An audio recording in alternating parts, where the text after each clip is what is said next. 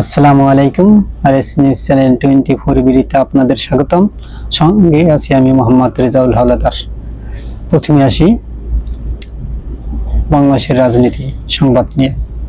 দ্রব্যমূল্যের ঊর্ধ্বগতি নিয়ন্ত্রণে ব্যর্থতার দিকে ধাবিত হচ্ছে অন্তর্বর্তী সরকার। রিজভি বিস্তারিত। নিত্য প্রয়োজনীয় জিনিসপত্রের দাম নিয়ন্ত্রণে অন্তর্বর্তী সরকার ক্রমান্বয়ে ব্যর্থতার দিকে ধাবিত হচ্ছে বলে মন্তব্য করেন বিএনপির জ্যেষ্ঠ যুগ্ম মহাসচিব রুহুল কবির রিজভী।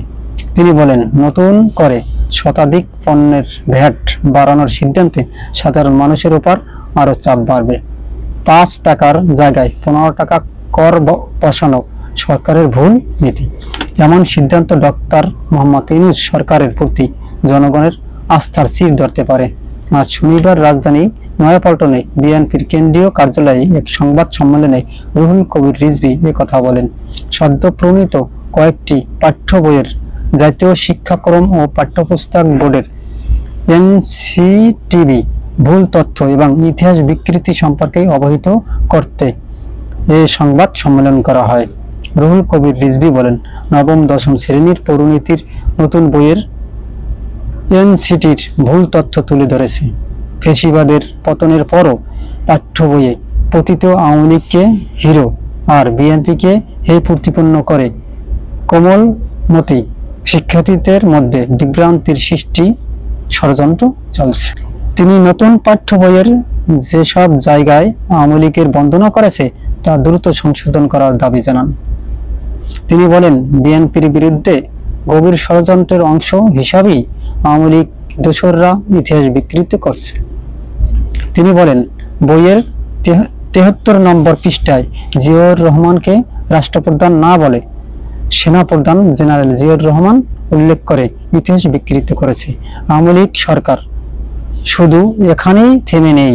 শেখ হাসিনা যত ধরনের মিথ্যা বানোয়াট কথাবার্তা লিখেন পাঠ্য বইয়ে, যা বাস্তবের সাথে কোনো মিল নেই। এদিকে 1978 সালের 1 সেপ্টেম্বর বাংলাদেশের জাতীয়বাদী দল গঠিত হয়।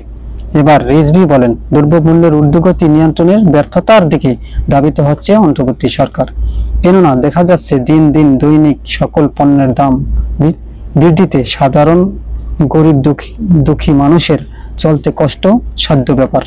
সরকার মানুষের আয়ের তুলনায় পণ্য সামগ্রীর দাম বৃদ্ধি হলে সাধারণ মানুষ কি খাবে, কোথায় যাবে? তাই বর্তমানে বিএনপি মনে করেছেন যত দ্রুত সম্ভব দেশের নির্বাচিত সরকার দরকার, তাহলে দেশের সব নিয়ন্ত্রণে আনা সম্ভব হবে বিএনপি মনে করছে, এবং বর্তমানে সরকারকে এই দিকে খেয়াল রাখা দরকার বলে তিনি উল্লেখ করে বলেন যে দৈনিক দ্রব্যমূল্যের যে দাম বৃদ্ধি পাচ্ছে তা সত্যি একটা আশঙ্কাজনক এবং জনগণ এই ব্যাপারে ক্ষেপে যাওয়ার আশঙ্কা রয়েছে।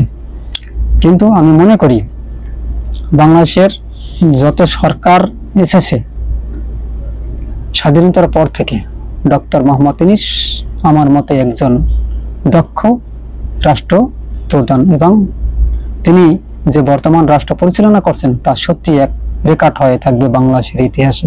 কেননা তিনি যে বর্তমানে বিশ্বের সাথে তাল মিলিয়ে বাংলাদেশের অর্থনীতি, বাংলাদেশের সকল পরিস্থিতি নিয়ন্ত্রণ করছেন, তা সত্যি বিরল ঘটনা। আজ পর্যন্ত এমন ভাবে কোনো রাষ্ট্রপ্রধান বা প্রধানমন্ত্রী রাষ্ট্র এভাবে সুষ্ঠুভাবে পরিচালনা করতে পারেনি। যদিও দুই এক জায়গায় বিশৃঙ্খলার সৃষ্টি হয়েছে, তা করেছে কারা?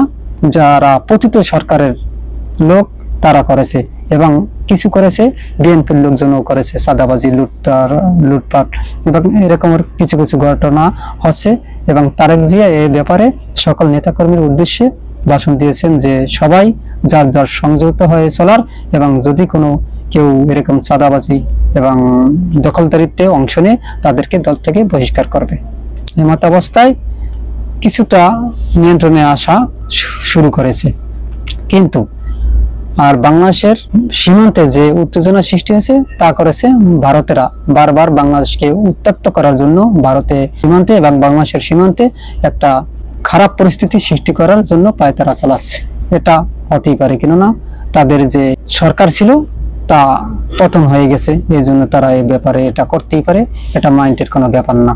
তবে বর্তমান সরকার অর্থাৎ ডক্টর মোহাম্মদ ইউনূস যেভাবে দেশ পরিচালনা করছে তা সত্যি অনেক গর্বের বিষয়, এবং রিজার্ভ ফান্ড ছাড়াই প্রায় 12,000 কোটি টাকা ঋণ দিয়েছে।